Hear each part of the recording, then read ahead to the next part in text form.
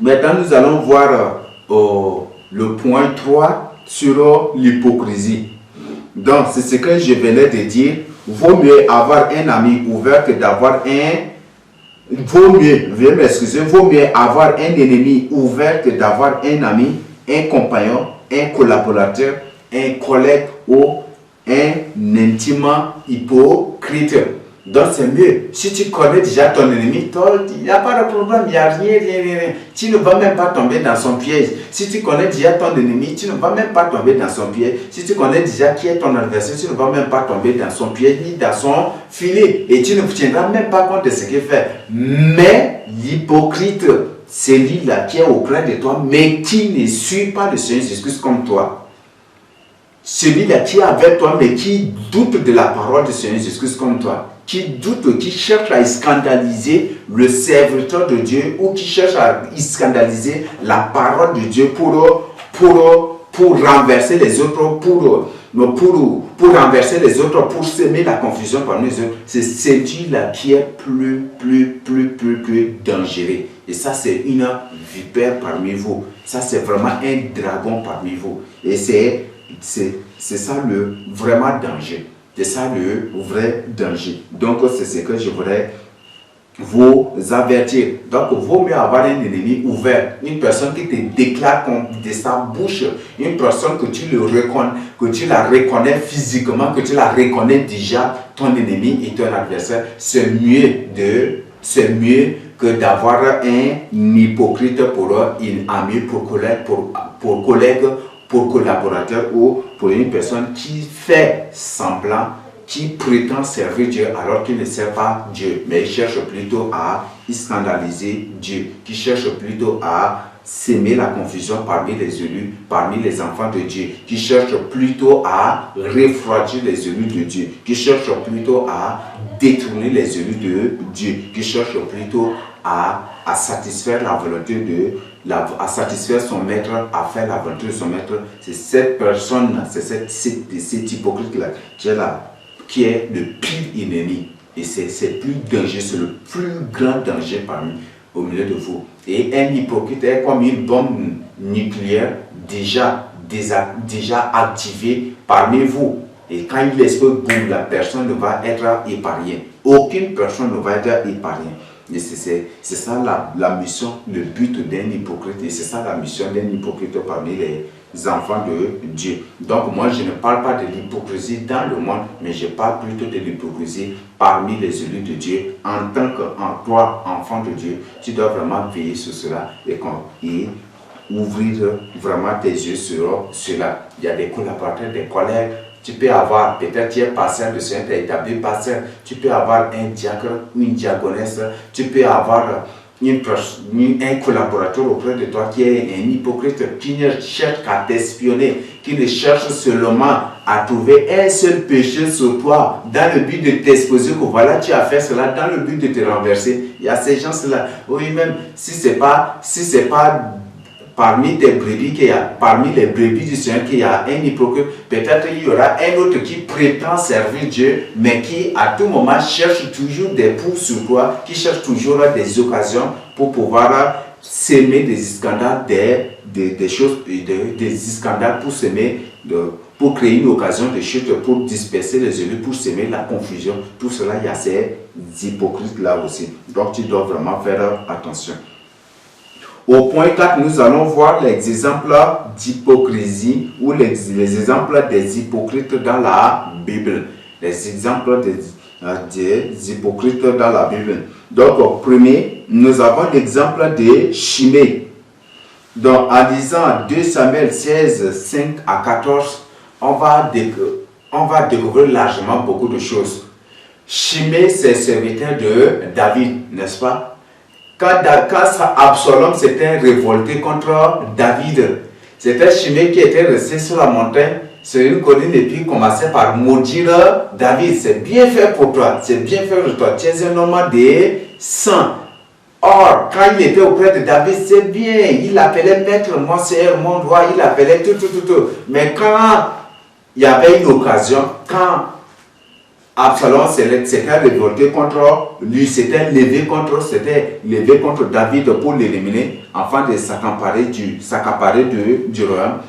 C'est à ce moment que David a reconnu vraiment que Shimei est un hypocrite auprès de lui. C'était ce Shimei-là qui l'a insulté, qui l'a maudit, qui a raconté tout sur lui. Il a maudit. Il a maudit. Et après la mort d'Absalom, après la mort des autres, quand David revenait là, c'est lui qui s'était précipité avec des gens pour venir. Ah, mon Seigneur, ne tiens pas compte de ce que j'avais fait là. Vous croyez que vraiment la relation entre lui et David là, va être comme avant? Jamais du tout. Donc, c'est ça. Ça, c'est le premier exemple d'hypocrisie. Shimei, c'est le serviteur de David. Il était auprès de David. C'est lui, il était vraiment avec David. Et c'est un serviteur de David. Il était au service de David. Mais quand Absalom s'était révolté, s'était levé contre David, c'était lui qui s'était dit, voilà, David, c'est bien fait pour toi. Tu es un homme de sang, sois maudit. Que s'il a raconté tout sur David.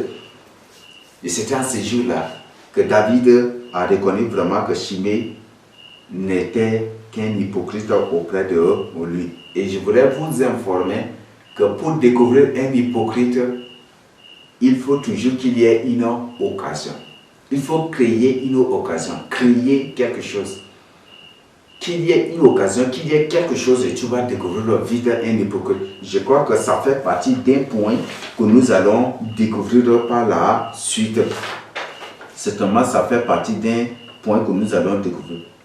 Donc, pour découvrir un hypocrite, il faut qu'il y ait une situation. Pour découvrir un hypocrite, il faut passer par une situation. Et je crois que ça fait partie, je n'ai pas relevé ici, mais tout de même, je vais nous partager, je vais vous parler de cela après. Donc, pour découvrir, pour démasquer un hypocrite, il faut passer par, il faut qu'il y ait une situation, qu'il y ait une occasion. Un hypocrite profite toujours d'une occasion pour mieux s'afficher. Et toi-même, tu peux créer une occasion. Tu fais semblant de créer une occasion. Tu peux parfois faire semblant de créer une occasion et tu vas vite découvrir un hypocrite. Mais tout de même, nous allons voir cela par la suite aussi. Nous allons découvrir comment faire pour avoir un hypocrite, comment découvrir aussi un hypocrite par la suite. Nous allons découvrir tout cela après. Le deuxième exemple, c'est l'exemple de Méphi-Bosheth. Donc, c'est le fils de Jonathan. Le fils de Jonathan. Quand David avait pris le pouvoir, il s'était installé. Après, il a dit, mais il n'y a personne de la famille de Saül? On lui dit que non, que Jonathan a un fils du nom de Méphi-Bosheth et c'est une personne infirme, c'est un handicap. C'est un handicapé. On lui a dit, il dit que, faites-lui venir. Si c'est le fils de mon ami Jonathan, de mon intime Jonathan, que vous l'amenez. Quand il a appelé Méphi-Bosheth, il l'a amené. Les gens l'ont amené. Il l'a établi dans son palais. David a établi Méphi-Bosheth dans son palais. Et il dit que toi, Méphi-Bosheth, à partir d'aujourd'hui, c'est à ma table que tu mangeras jusqu'à la fin de ta vie. Il a ordonné même la restitution de tous ses biens. La restitution de tous ses biens. Il a rétabli quelque chose qu'il ne devait point du tout faire. Quel roi, quel président qui au pouvoir va appeler le fils d'un président qu'il a renversé ou que Dieu a détruit pour l'inviter à rester dans le palais et manger à sa table et être avec lui à la présidence? Qui est ce président qui va faire ça aujourd'hui? Mais c'est ce que David a fait. Malgré cette confiance, Méphi-Bosheth va finir par l'avoir. Donc si vous lisez 2 Samuel 9, vous allez découvrir comment Dieu a rétabli la vie, a rétabli Méphi-Bosheth. Comment il a rétabli, comment il a manifesté sa bienveillance envers lui. Comment David a manifesté une grande bienveillance envers Méphi-Bosheth. Il a rétabli ses terres, ses terrains, tout cela, tous ses biens, il est lui à restituer. Il a rétabli. Il lui a demandé d'être là à Jérusalem, dans la capitale avec lui. Et tous les jours, c'est à sa table qu'il doit manger. Et tous les jours, David mangeait avec Mephibosheth comme son enfant ou comme son collaborateur, comme, je sais comment expliquer, mais il était à table avec lui. Mais en lisant 2 Samuel 16, 1 à 3, on découvre que tout le temps que Mephibosheth avait passé avec le roi David, ce n'est rien qu'une vie d'hypocrisie qu'il avait menée avec lui. Ce n'était rien qu'une vie d'hypocrisie. 2 Samuel 16, 3 à 4. Lorsque Absalom s'était levé avec le reste du peuple contre David, quand David avait pris fuite, il dit sortons, allons, courons, sinon Absalom sera sans pitié avec nous. Courons, ils ont pris fuite. Au lieu de prendre fuite avec David, qu'est-ce qu'il a fait? Il dit c'est bien fait pour David. Aujourd'hui, là, le pouvoir va m'appartenir parce que je suis le fils de Saül et le pouvoir, le royaume doit me revenir. C'est là où il a montré à David qui il est et quelle était vraiment sa mission auprès de lui. Heureusement qu'il n'a pas pu empoisonner David, parce qu'un hypocrite est prêt à empoisonner. Un hypocrite est prêt à empoisonner. C'était ça aussi la mission d'un hypocrite. Et c'était ça la mission aussi d'un hypocrite. Malheureusement qu'il n'a pas empoisonné David. Parce que tout le temps qu'il avait passé avec David au palais, tout le temps qu'ils avaient passé, c'était juste pour profiter d'une occasion, pour avoir David, pour renverser David, afin de prendre le pouvoir, de s'accaparer du pouvoir. Et c'est ça, un hypocrite. Un hypocrite n'est point du tout reconnaissant. Et il n'est point du tout reconnaissant envers Dieu. Regardez tout ce que David a fait. Tout ce que David a fait. Pour l'homme Mephibosheth, mais celui-ci a fini par le décevoir. Par le décevoir. C'est dangereux encore. C'est dangereux. C'est vraiment dangereux. Un président que Dieu a établi, il t'appelle le fils d'un autre président.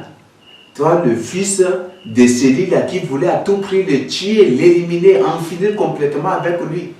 Il a appelé toi parce que son papa, tout était mort. Il t'a appelé, il dit, bon, comme tu es le fils de loin de Dieu, il faut que tu viennes. Je vais manifester une grande bienveillance envers toi. Et tu finis par cela. Mais malgré cela, David n'a rien dit. Quand après David était de retour, c'est lui là qui est maître, Seigneur, maître, c'est toi qui les vis. Mon roi, c'est toi qui les venais. Si vous pouvez lire dans 2 Samuel 16, 3, 4, c'est lui qui il était. Et David, qu'est-ce qu'il lui dit? À partir d'aujourd'hui, là, ça ne marchera plus. Tous les biens que j'étais restitués là, sera divisé en deux. Je vais diviser entre toi et ton fils et ton serviteur. Et c'est ce qu'il avait ordonné. Si vous pouvez lire 2 Samuel 16, 3 à 4, vous allez découvrir. Nous avons le troisième exemple, l'exemple d'Aman. L'exemple d'Aman. Dans Esther 6, du verset 1 à 6 et à 14, si vous lisez, vous allez découvrir. Aman cherchait à tuer Mardochée. Mais à sa grande surprise, le roi l'a appelé. Il dit, que ferons-nous à une personne que le roi veut élever? Pour lui, là, il dit, si le roi parle ainsi, est-ce que c'est à une autre personne? Est-ce que c'est une autre personne que le Seigneur veut élever? Ça serait moi-même. Il était comme ça. Il dit, si c'est ça, qu'on lui revête de l'habit royal avec l'anneau royal, qu'on lui mette sur un cheval royal avec tous les ornements possibles, avec une troupe, et qu'une autre personne marche pour crier ainsi. C'est ainsi que le roi élève celui qu'il veut, que la personne crie. Que la personne proclame cela et tout au long de la route, dans tous les coins de la route. Il leur a dit, ainsi tu dois faire ça avec Mardochée. Ça a été une grande surprise. Mais je voudrais vous poser une question.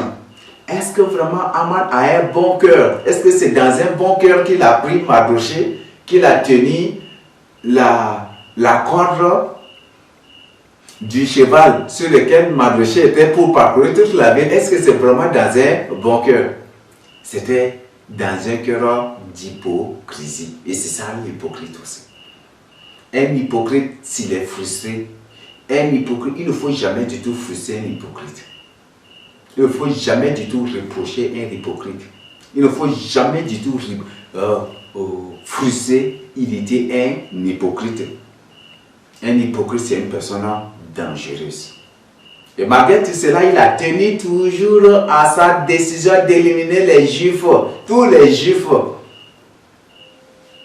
Il avait décidé d'éliminer, de tuer tous les Juifs du royaume. Malgré qu'il a fait tout cela envers Mardochée, comme le roi de lui avait ordonné, il a tenu toujours à sa décision. Et c'est après d'abord qu'il sera qu'Esther va le dénoncer. Et par la suite, le roi va ordonner qu'il soit pendu sur le bord qu'il avait préparé pour y pendre Mardochée. Et c'est ce qui était passé. Donc, voilà un hypocrite. Un hypocrite, quand il est en colère contre toi, quand il y a quelque chose qu'il doit partager avec toi, comme d'ailleurs, même comme c'est une personne qui ne sert pas Dieu comme toi, comme c'est une personne qui doute de Dieu, qui doute de la parole de Dieu, qui doute de la parole de Dieu, même s'il y a quelque chose, il ne va jamais te dire. Il ne va jamais du tout te dire. Mais tout ce qu'il cherchera, c'est toujours chercher des poux sur ta tête. Je crois que vous comprenez l'expression chercher les poux ou le poux sur la tête d'une personne. Chercher des grains de sable ou le grain de sable sur la tête d'une personne. Et c'est ça ce qu'un hypocrite est toujours. Et c'est ça la mission d'un hypocrite. C'est ce que fait toujours un hypocrite et c'est ça aussi sa mission auprès de toi. Un hypocrite cherche toujours à avoir un grain de sable sur ta tête pour prendre et présenter aux gens. Voilà, c'est ça ce que j'ai. Est-ce que vraiment. Et c'était ça, c'est ça, c'était ça. Et je crois que il y a un exemple qui va nous faire rire aussi, que nous allons découvrir dans Jean 12, 1 à 11, l'exemple de Judas. Ça fait rire. Parce qu'à ce niveau, c'était Judas avait trouvé pour lui, il avait trouvé déjà le grain de sable qu'il cherchait depuis sur la tête de Jésus. Là, il avait déjà trouvé. Dans Jean 12, 1 à 11. Après la résurrection de Lazare, Marc avait pris un parfum de haute valeur. Il avait répandu sur Jésus, il avait les pieds, il appliquait au Seigneur. Quand Judas a dit, est-ce que ça, c'est pas vraiment une perte? Si on voit ça pour donner aux pauvres, c'est mieux. Pourquoi vous gaspillez ça? Voilà. L'hypocrite aime toujours profiter d'une occasion pour scandaliser. Et c'était ça. Donc pour lui, déjà, il a trouvé un grain de sable sur la tête du Seigneur Jésus-Christ. Donc maintenant, il faut exposer ainsi pour semer des scandales.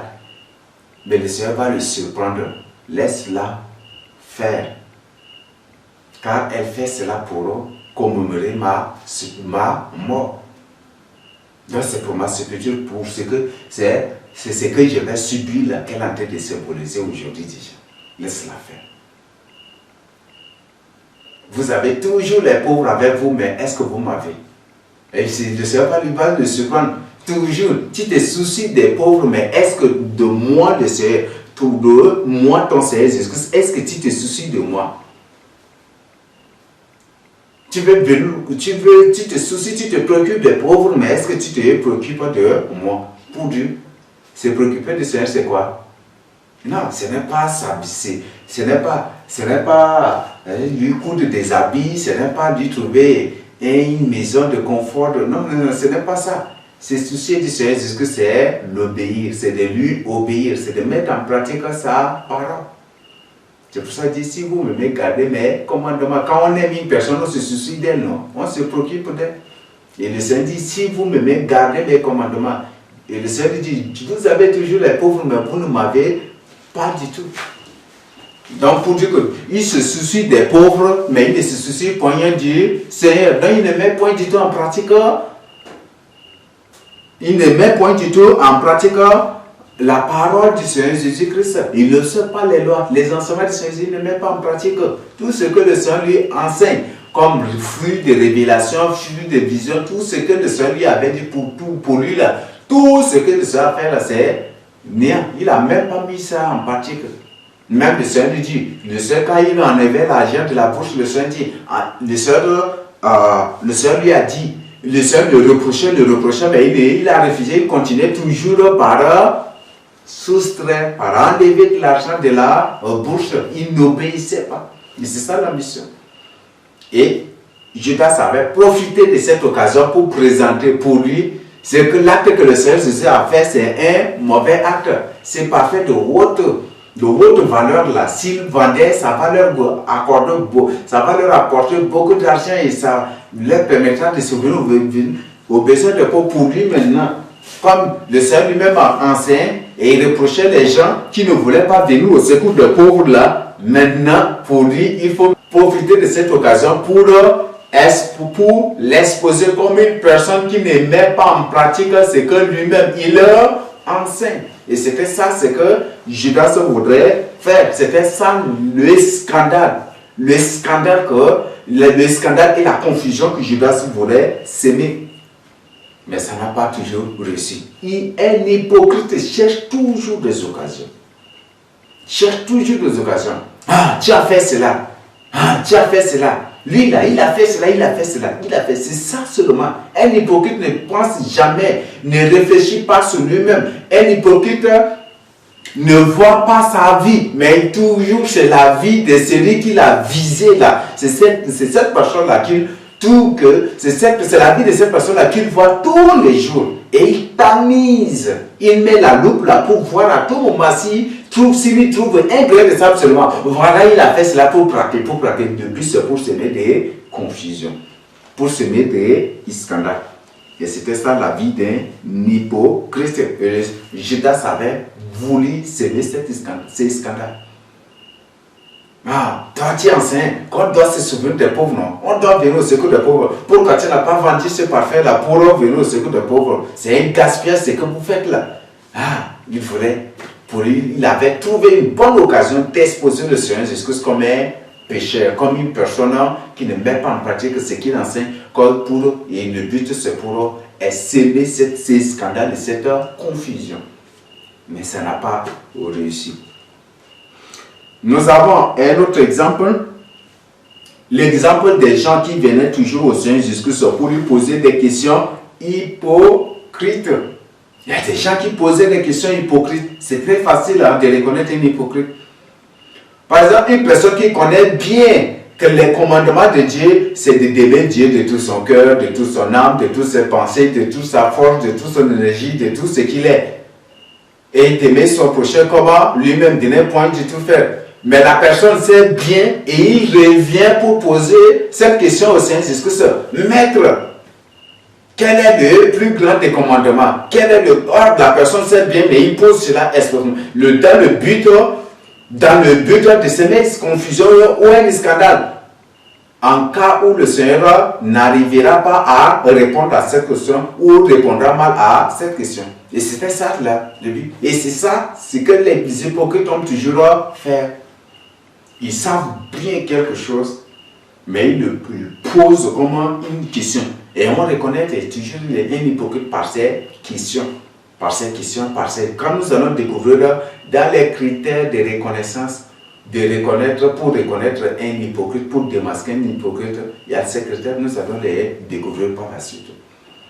Donc, il y a des gens qui venaient toujours au Seigneur pour lui poser la question. Que dois-je faire? Quel est le commandement? Ce sont des questions hypocrites. Et l'une des questions plus hypocrites encore posées pour prendre complètement le Seigneur au piège, est-il permis de payer aussi le tribut à César? Hey, ça c'est... pendant qu'il posait cette question, il y avait des militaires romains qui étaient là déjà. Pour que vous ne devez pas payer là, directement, le Seigneur sera directement enchaîné, lié et emporté pour être exécuté. Mais le Seigneur dit hypocrite. C'est ça la réponse. Hypocrite. Donc, c'est ce que le Seigneur a dit. Dans l'hypocrisie. Il y a des gens qui posent, dans la Bible, il y a toujours, ça je ne peux pas vous donner les références, il y a beaucoup, le jeune riche, ceux qui étaient venus pour poser cette question des scandales, cette question hypocrite, selon laquelle est-ce qu'il est permis de payer aussi l'impôt ou le tribut à César, tout cela là. Ce sont des questions hypocrites dans le but un hypocrite pose toujours aussi des questions comme ça pour prendre les gens au piège. Pour lui, c'est une question trop sage. Pour lui, c'est une question trop piège. Pour lui, c'est une question trop filée. Donc, pour lui, il faut poser cela dans le but de te prendre dans ces filets, dans ces pièges, dans ces scandales. Et le but, c'est pour se faire cela. Et c'était ça. C'est que les hypocrites aiment toujours faire. C'est ce que les hypocrites aiment toujours faire. Par exemple, le Seigneur a révélé quelque chose, mais un hypocrite va dire, va te poser, toi qui as reçu la révélation, comme si c'est toi-même qui t'es donné la révélation pour venir partager avec lui. Est-ce que je vais faire... Mais normalement, il devait poser cette question au Seigneur Jésus-Christ. Il y a des choses que le Seigneur lui-même a révélées. Des choses que le Seigneur lui-même a révélées, des choses que le Seigneur lui-même a ordonnées. Mais l'hypocrite va tourner la révélation que le Seigneur a donnée par une question qui va adresser à un humain. Mais le but c'est quoi? C'est pour scandaliser. C'était ça la mission d'un hypocrite. C'est ça la mission d'un hypocrite. Donc on reconnaît un hypocrite par ces questions. Un hypocrite, on le reconnaît toujours par ses questions. Par ses questions, par son attitude, par beaucoup. Nous allons les découvrir. Nous allons découvrir par la suite.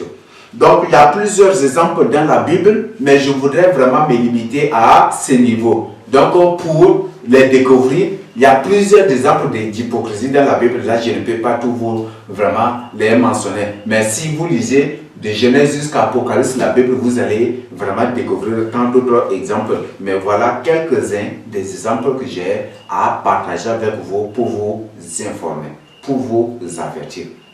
Que même des grands rois, des grandes personnes, des grandes personnalités dans la Bible avaient pour amis des gens hypocrites aussi. Beaucoup. Même l'exemple de Géasi, c'est un exemple palpable aussi de l'hypocrisie. L'exemple de Géasi, c'est un exemple palpable de l'hypocrisie. Tout c'est ça. Si par exemple, toi tu fais la volonté de Dieu et que l'autre vient avec d'autres idées, il vient avec d'autres idées, vous voulez faire cela, mais sa vision c'est autre chose, sa vision toujours, et c'est contraire à la volonté de Dieu. Dieu ordonne que vous devez faire cela, et lui dit que pourquoi Dieu a révélé que c'est ça. Il va poser cette question pour vous surprendre. Et ça, c'est un hypocrite. C'est pour dire que c'est une personne qui ne fait pas la volonté de Dieu. C'est une personne qui ne fait pas la volonté de Dieu. Donc, un hypocrite ne fait pas la volonté de Dieu. Il y a des pasteurs, il y a des évangélistes hypocrites, il y a des prophètes hypocrites. Et ce ne sont pas des prophètes, mais comme ils s'attribuent le titre, on les appelle quand même des prophètes, des bergers ou des pasteurs ou des évangélistes ou des diacres ou des serviteurs de Dieu, mais ce ne sont rien que des hypocrites. Leur mission, c'est pour scandaliser. Leur mission, c'est pour mieux semer des doutes parmi les enfants de Dieu et dans le cœur de ceux qui veulent venir au Seigneur Jésus. C'est ça la mission principale d'un hypocrite. C'est ça la mission principale d'un hypocrite. Par exemple, un jour, le Seigneur lui-même a révélé que tous ceux qui prennent l'alcool iront en enfer. Une personne, à ma grande surprise, me dit pourquoi Dieu a révélé que prendre l'alcool conduit en enfer. Cette question-là, le ciel m'appartient. Est-ce que c'est moi qui ai créé le ciel? Est-ce que la nouvelle Jérusalem, c'est moi qui vais créer? À cette question-là, comment C'est Dieu qui a révélé. Donc, à la personne, c'est à la personne d'adresser cette question directement à Dieu. Dieu, pourquoi je veux que tu me révèles au moins, mais moi là, je vais répondre comment. Par exemple, Dieu me révèle d'aller. Si je pars dans tel coin et que les gens n'acceptent pas le message ou comme telle personne en train de faire cela, il faut révéler, il faut dire à la personne, voilà la décision du Seigneur pour toi. Si tu ne te réponds pas, tu dis la vérité à la personne.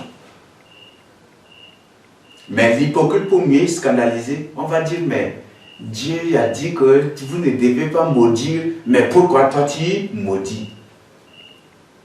Or, c'est Dieu qui a ordonné que tu dois faire cela. Tu dois dire et écrire ou publier ce que... Et c'est Dieu lui-même qui ordonne. Mais l'hypocrite, pour mieux scandaliser, Dieu a dit que vous ne devez pas maudire. Vous devez aimer vos ennemis. Ça, c'est aussi ce qu'un hypocrite fait. Le but, c'est pour s'aimer des doutes, des scandales, pour s'aimer la confusion, et pour mieux avoir des âmes, et pour empêcher aux âmes qui vont venir au Seigneur Jésus-Christ de venir de le faire. Parce que plus de ce doute, déjà, ça se propage, et après, des âmes ne viendront plus. Des âmes qui prendront la décision de venir au Seigneur Jésus-Christ pour marcher avec lui dans la sainteté. Ces gens-là, en écoutant, ils disent, ah, donc c'est ça, alors, ils vont. Et c'est ça, l'hypocrisie. Donc, il y a beaucoup d'exemples, des choses que j'ai rencontrées, des questions hypocrites que moi-même j'avais reçues, même des questions de haut scandale qui m'avaient été posées aussi, que les hypocrites m'avaient posées aussi. Il y a beaucoup, mais pour eux, ils se voient vraiment trop sages. Trop sages. Quand on était dans certains coins, il y a des pasteurs qui envahillaient leurs disciples avec des questions qui, selon eux, c'est des questions piégées pour eux, dans le but de semer des scandales, pour disperser les élus, pour que si je réponds mal à la question, que les élus envoient cela se dispersent ou se retirent. Et c'était ça. Mais ils étaient surpris. Et je vais vous parler du ministère que le Seigneur Jésus-Christ m'a confié. Si tu joues à l'hypocrisie, si tu es hypocrite, tu ne pourras point du tout m'atteindre. Je ne me suis point du tout servi je ne me suis point du tout choisi pour servir le Seigneur Jésus-Christ. Je ne me suis point du tout choisi pour servir le Seigneur Jésus-Christ. Je ne me suis point du tout déclaré ministre ou premier ministre du Seigneur Jésus-Christ. Je ne me suis point du tout déclaré apôtre du Seigneur. C'est le Seigneur Jésus-Christ qui m'a ordonné. Je ne me suis point du tout déclaré Père des nations.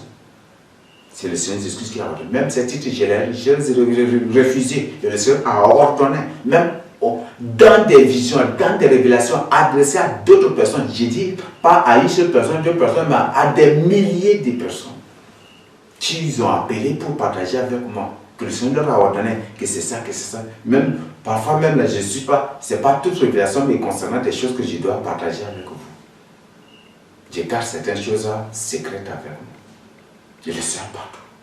Le Seigneur ordonne, c'est lui-même. Je ne me suis point du tout sorti. Là, si tu joues à l'hypocrisie, si tu es hypocrite, c'est pour ta propre destruction. Tu ne pourras point du tout. Si le Seigneur Jésus était venu de lui-même, je crois que Judas allait réussir sa mission. Mais comme c'est le Père qui l'a envoyé, qui l'a ordonné, qui l'a envoyé pour venir, il est venu. Judas a tout fait. Les autres ont tout fait, ils n'ont pas pu. Donc si tu es hypocrite, tu te détruiras toi-même. Si tu fais semblant de marcher dans la sanctification, dans la sainteté, pour avoir une meilleure place auprès de moi, ou pour te présenter comme un vrai élu de Dieu, pour m'espionner, pour me combattre, pour m'attaquer, même si le Seigneur dans sa souveraineté refuse de te révéler, toi-même tu vas te détruire. Et le Seigneur ne permettra point du tout que tu sois toujours masqué. Et tu seras exposé. Il n'y a rien de caché qui restera toujours caché. Tout sera exposé. Même si le Seigneur Jésus dans sa souveraineté refuse de t'exposer aujourd'hui, le temps viendra où il te mettra à nu et tu finiras et ça va être un grand échec. Si je me suis choisi, tu réussiras ton hypocrisie, tu réussiras ta mission. Mais si je ne suis point du tout choisi, tu ne réussiras point, je le dis. Tu ne réussiras point du tout. Et tu vas échouer. Et ça va être le pire qui t'arrive.